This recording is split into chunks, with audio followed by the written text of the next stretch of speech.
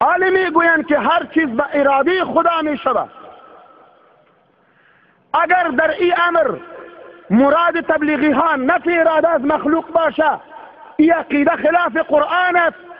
خدا اراده داره، بندم اراده داره، حتی مخلوقات دیگر بیجان هم اراده داره. خدا از برای یک دیوار در قرآن اراده را ثابت کرده.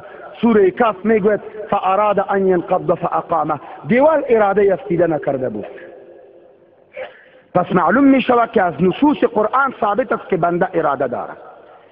تحقیق کتب عقاید به این طور است: اراده خدا قدیم است، اراده بنده حادث است. در خلقت اشیاء اراده خدا مقدم است، در وجود افعال و اجساد اراده بنده مقدم است. نشأ اراده بنده از اراده خداوند متعال شده است. وقتی که در تحقیق اراده برویم، عقول علمای اعلام در حیرت می رود. چی جای اون انسانی که فقط از بستر دیگر چیزی را یاد نداره؟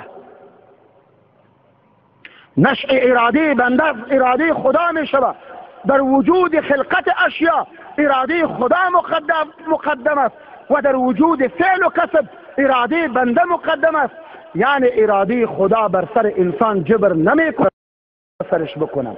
وقتی که من اراده کردم می وردارم گوشی را، در ورداشتن گوشی اراده مبنده به اراده خداوند متعال مقدم است. اگر من اراده نکنم اراده خدا جابر نیست، سر ما گوشی را نمی ورداره. انشالله فهماندم چقدر یک مسئله باریک است. کدام تبلیغی از این مسئله خبر داره؟ در این قسمت نیز بزرگوار قندوزی ما، سخنران محترم جلسه صوفیه سیفیه علیه جماعت تبلیغ مدعی چند چیزن. این دنباله گفتار ایشون از جلسه قبله. میگه که حالا تبلیغ هم میگن که هر چیز به اراده خدا میشه. خب این واقعا عقیده خدا اراده نکنه چی میشه؟ نه تنها این عقیده جماعت تبلیغه، این عقیده تمام امت محمد صلی الله علیه و آله است. هر چیزی به اراده خدا میشه، در این که شکی نیست. اما جلوتر خود ایشون اگر آورده میگه که اگر مراد تبلیغی ها نفی اراده از مخلوقه، این عقیده خلاف قرآنه. آدم میمانه به چنین اشخاص چی بگه؟ اگر آوردن و این عقیده را انداختن گردن جماعت تبلیغ، کجا انصافه؟ کدام جماعت تبلیغی همچین عقیده ای را داره که انسان اختیاری نداشته باشه؟ پس این در به در گشتن و زن بچه را پشت سر آواره کردن و 1001 متلک و تمسخر و استهزاء از مردم شنیدن، پس این اختیار نیست. پس این چیه؟ آیا این جبره؟ اگر جبر در عقیده جماعت تبلیغی بود، پس این همه زحمت برای چی بود؟ می نشستن خانه؟ عقیده جبری همین را میگن که انسان هیچ اختیاری نداره، همون را میکنه که خدا اراده میکنه. پس این اختیار برای چیه؟ و سوما این که عجیب مدعی هستن که بله نعوذ بالله دیوار هم اراده داره و برای همین سوره کهف فاراد ان ینقض فاقامه این آیه را نعوذ بالله دلیل میارن و بعد بحث فلسفی کرده شروع میکنن که بله انسان هم اراده داره، خدا هم اراده داره، کار خدا خلق است و کار بنده کسب است. اینا همه مباحثی هستند که الحمدلله ما از اینا خبر داریم. ما علمای جماعت تبلیغ، ما محبان جماعت تبلیغ، بنده خیلی دوست دارم که در این جماعت شرکت کنم. نیت سالی با بنده هست، شما دعا بکنید الله متعال آسان بکنه. خیلی دوست دارم برم این کار را از نزدیک ببینم و یاد بگیرم، چون که من بنده میبینم در این منطقه‌ای که بنده دارم زندگی میکنم، در این محله‌ای که بنده دارم زندگی میکنم، خیلی ها به نماز جماعت نمیان، خیلی ها نماز نمیخوانن، بی‌حجابی داره عام میشه. اما بنده ماندم خدایا چطور بگم؟ بله بنده صحیح سته را خواندم، بخاری را ما خواندیم، مسلم را خواندیم، ترمذی را خواندیم، سنن نسائی را خواندیم، سنن ابو داود را خواندیم، سنن ابن ماجه را هم تبرکاً خواندیم، از موطأ امام مالک هم تبرکاً خواندیم، عرضم حضور شما که مسند امام اعظم رحمت الله علیه کامل خواندیم، 2 سالم تخصص خواندیم. اما با همین حال هنوز ماندیم که چطور این چیزایی که میدانیم به مردم تفهیم بکنیم. رفتن به جماعت تبلیغ برای عالم شدن، برای ملا شدن نیست. همینه که خشاب پره، حالا طریقه این انداختن این تیرها کجا باید رگبار زد، کجا باید تکتیر زد، کجا باید نزد. این ترتیب جماعت تبلیغ برای همینه که انسان برای این کار یاد بگیره. بنده حیرتم از نورانیت این جماعت تبلیغ که چطور اینا در به در میگردن، بنده نمیتوانم. چطور خیلی از کفار دارن به دست اینا مسلمان میشن، بنده از این نعمت عظما محرومم. دوست دارم برم، بلکه الله متعال به منم چنین توفیقی بده که کم از کم یک کافر به دست بنده مسلمان بشه. اینا همچین نعمت عظما را به دست آوردند. ما با شبهات همچین سخنرانی های از این منبع نور و سر تا سر خیر برای امت اسلام ما غافل ماندیم. بعد این بحث های فلسفی نهایتا اعلام کردن که کدوم تبلیغی از این بحث ها خبر داره. خدا ایشان هدایت کنه.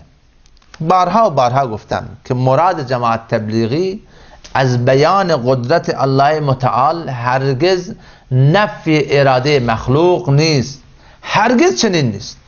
دوما این که مدعی است دیوار اراده داره، این سخنران این که بلند شد اونجا به نام مفتی نعمان، شما بزرگوار هنوز این را نمیدانید که این دیوار اراده نداره؟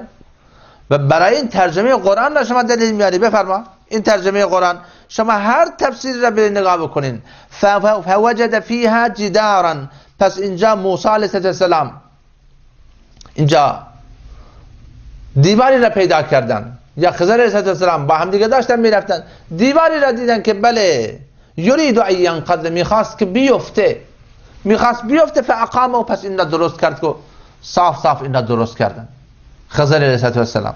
اینجا علما در مورد همین آیه قرآن نوشتن که دیوار اراده ای نداره. پس منظور از گفتن این که دیوار میخواست بیفته و این بزرگوار آمدن و استدلال کردن که برای دیوار اراده داره، پس منظور چیه؟ یک این کلام عادی بنابر عقل انسان ها گفته شده، نه اینکه نعوذ بالله دیوار اراده داشته باشه. همینطور که شما الان در خیابان ها در همین محل زندگی شما میگین ماشین میخواست چپ بشه، ماشین میخواست چپ بشه یعنی چی؟ ماشین که اراده نداره، ماشین دست راننده است، یعنی ماشین نزدیک بود که چپ بشه. فلانی میخواست بیفته، نمیدونم فلان درخت میخواد بیفته، مگر درخت اراده داره بیفته؟ قبلا چطور وایساده؟ نه آقا، یعنی اینکه نزدیک بیفته. بفرمایید کلام بزرگان مفسرین ما ای یسقط و هذا من مجاز کلام العرب، این از کلام عرب مجازا اینطور گفته میشه، همینطوری که در فارسی هم همینطور گفته میشه. لان الجدار لا اراده له، دیوار که اراده نداره، چطور شما برای همین مخلوقات بیجان اراده شما ثابت میکنید؟ و انما معناه قرب و دنا من السقوط، این یعنی معنیش چیه؟ که نزدیک بود بیفته. یعنی اینجا که الله متعال در قرآن فرمودن که فاراد ان ینقض، دیوار اراده کرد که بیفته، یعنی که نزدیک بود که بیفته. و هذا من مجاز کلام العرب لان الجدار لا اراده له، دیوار اراده ای نداره. این بزرگوار که آمدن در مورد عقیده اهل سنت و جماعت حرف میزنن و از جماعت تبلیغی دارن ایراد میگیرن، شما بزرگوار هنوز این را نمیدانید که این دیوار اراده نداره. حالا آمده شروع کرده در این بحث‌های فلسفی برای این عوام مسلمان ها. شما میخواین چنین مطلبی را مثلا توجیه میکنید و بعدا در نهایت مدعی این شدن که این بحث‌های فلسفی را میگه که آخر سر میگه که کدوم تبلیغ از این حرف خبر داره؟ آیا باید عموم تبلیغی ها از این حرف‌های فلسفی باید یاد داشته باشن؟ آیا ایمان ما مانده بر همین بحث‌های فلسفی؟ چنانکه در مورد امام مالک رحمت الله علیه در کتاب‌های معتبری خیلی زیاد، این مقوله خیلی معروفیه، شخصی میگه آمد پیش امام مالک رحمت الله علیه فرمودن که ثم استوى علی العرش، معناش چیه؟ این یک بحث بسیار دقیق و بسیار ریز و بسیار مطول در کتاب‌های عقیدتی است که ثم استوى علی العرش، بعد الله متعال صاف بر بالای عرش ایستاد. استوا معناش چیه؟ امام مالک رحمت الله علیه از علمای خیر القرون، یه شخصی دنبال فتنه میاد همین حرف را میپرسه. امام مالک رحمت الله علیه فرمودن که الاستوا معلومه، استوا معناش معلومه، یعنی صاف ایستاد. والکیف مجهوله، اینکه چطور ایستاد، چطور بود، این کیفیت این مجهوله. والسؤال عنه بدعه، و سوال کردن از این امور خود این بدعتیه. این بحثا تفویض الی امر الله است. اینجا فقط ایمان است، نؤمن به کما یلیق به، ما به این ایمان میاریم همینطوری که لایق شأن خداوندیه. ثم امر به اخراج سعی من مجلسه، بعد گفتن که شما این شخصی که آمده این بحث های فلسفی را اینجا پیش میکنه و دنبال بحث های فتنه انگیز است، گفتن اینو بیرون کنه از این مجلس که این دنبال حق نیست بلکه دنبال فتنه است. جلسه پیش هم بنده گفتم این بحث های فلسفی را ما در طول 9 ماه طلبگی، در طول 1 سال خیلی از طلاب اصلا حیران بودن که چطور این بحث خلق افعال و کسب افعال و والله خلقکم و ما تعملون، این بحث رضا و مشیت، این بحث خیلی باریک فلسفی در زمان صحابه رسول خدا صلی الله علیه و سلم این مباحث نبوده. ایمان چی را میگفتن؟ ایمان در زمان رسول خدا ایمان چی را میگفتن؟ آمنت بالله و ملائکته و کتبه و رسوله و الیوم الاخر و القدر خیره و شره من الله تعالی. هر چیزی که خیری باشه شر باشه از طرف خدا هست، همین چیزی که تبلیغی ها دارن میگن. و البعث بعد الموت، اینکه زنده شدن بعد از مردن هست. این ایمان همین بوده در زمان رسول خدا، در زمان اصحاب رسول خدا. بعد مباحث فلسفی که فلسفه یونان علیه امت اسلام جورش میکنه و یک سری بحث‌های فلسفی را جلو کشیده و بر علیه امت اسلام تهاجم میگیرن.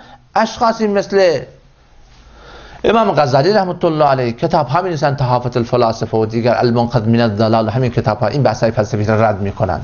لذا بیان کردن این مباحث برای عموم مسلمانان این فتنه بسیار بزرگیه. بله کسی اگر دنبالش هست شبهی براش پیش آمده میتونه بره برای علما موضوع را بیان بکنه و ازشون جواب را هم دریافت بکنه. اما آمدن و بیان کردن این مطالب فلسفی برای عموم مسلمان ها، اونم از زبان شخصی که هنوز نمیدانه دیوار اراده نداره، این بسیار فتنه بزرگی است. ایمان را در زمان رسول خدا صلی الله علیه و سلم صاف یاد دادن. اگر همینطور الان همین بحث نه، الله کجا هست؟ الله در همه جا هست. اما اینجا در حدیث صحیح مسلم میاد اون موقع این بحثا نبوده که خدا شرق هست، غرب هست، جنوب شمال کجا هست، جسم هست، چطور هست، چطور نیست. این بحثا بعدا پیش میاد. در صحیح مسلم یک حدیثی میاد، اینجا یک کنیزکی را میارن پیش رسول خدا صلی الله علیه و سلم، فقال له این الله. نبی علیه السلام از این کنیزک میپرسه که الله کجا هست؟ گفتن قالت فی السماء، الله در آسمانه. قال من انا، رسول خدا من کی هستم؟ انت رسول الله، شما رسول خدا هستین. نبی علیه السلام فرمودن اعتقها فانها مؤمنه، این آزاد کن، این مؤمنه هست. اون موقع امروز این مباحث فلسفی در کتاب‌های فلسفی که خدا کجا هست، آیا مکانی داره نداره، اینا همه بحث‌های فلسفی، اینا برای عموم مسلمان‌ها گفته نمیشه. ذلک مما یعلم و یکتم ولا یفتى به، این بحث‌های عموم نیست. اما در زمان رسول خدا صاف همین طور بوده. در مورد استوا، در مورد مسائل دیگه صاف ایمان آوردن بوده و تفویض الی امر الله متعال بوده. بعدن که این مباحث در ما بین علمای اسلام، همین فیلسوفان یونانی و دیگران آمدن پیش کردن، اینو براش جواب ها دادن و اینم بحث کتاب و علم علماست، برای عموم مسلمان ها نیست. قسمت دیگر از سخنان این بزرگوار را با هم میشنویم و میرسیم به شبهات دیگرشون.